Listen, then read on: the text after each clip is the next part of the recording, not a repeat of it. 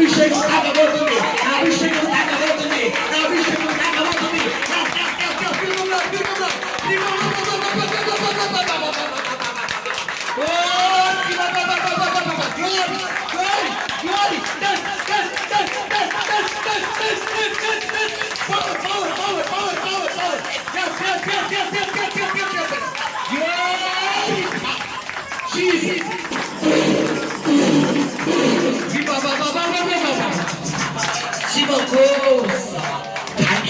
రెక్కలు చాచిన దేవతలు ఇక్కడ చూస్తున్నాను.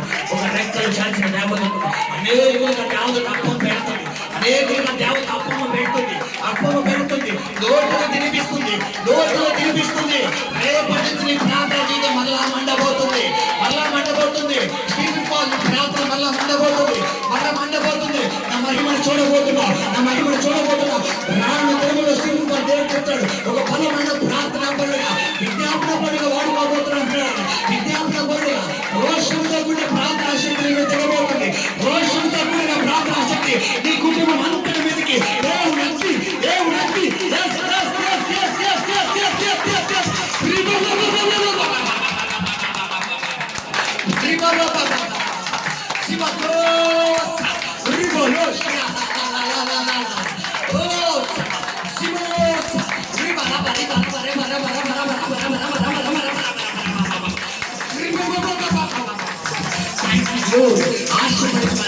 ఆశపడి తృప్తిపరుస్తున్నాడు. నేను ముగించేద్దాం కదా, సమయం అయిపోయింది కానీ పరిశుద్ధాత్మను వదులుతలేదు. పరిశుద్ధాత్ముడు నువ్వు ఆశపడితే నీ నోటి ఆయన అప్పం పెట్టబోతున్నాడు, ఆ రొట్టెలు పెట్టబోతున్నాడు. చాలు, నువ్వు సమస్య వెళ్ళిపోయింది చాలు. ఆ మొదటి ప్రయాణం చాలు. ఇదిగో శక్తికి మించిన ప్రయాణము,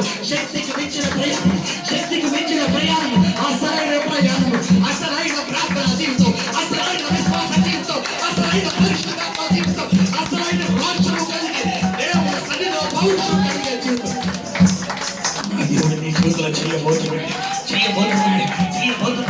ఆయన చెబుతున్నాడు, నేను లేనా నేను చేయి విడిచిపెట్టాను అనుకుంటున్నావా? నేను వదిలేసాను అనుకుంటున్నావా? నేను పట్టుకున్నాను కదా, నేను ఏంటో చూపించబోతున్నాడు. నా మహిమంతా ఏంటో చూపించబోతున్నాడు. నేను ఇన్వాల్వ్ అవబోతున్నాడు. ఆయన నీ పక్షంగా కలగబోతున్నాడు, నా మహిమను చూడబోతున్నా, నా కృపను చూడబోతున్నాడు.